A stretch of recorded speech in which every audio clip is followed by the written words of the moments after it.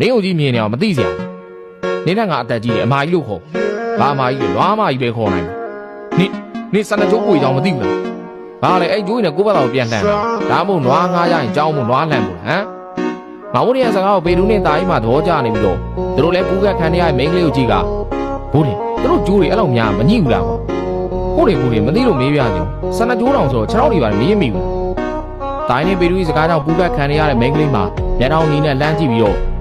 စက်ကျိုးရဲ့စက်ကျိုးမိမိကြီးတော့ချီမဲ့ကျိုးတွေမဟုတ်ဘူးဘိုးလေစနကြိုးဆုံးမှလည်းဆဲတာပဲကွာတရားသူတို့ဆုံးမတွေဆိုတာဆဲမယ်အားနေတဲ့သူကိုပူကတ်မယ်တောင်းစားမယ်ဘာညာဒါပဲတတ်တာ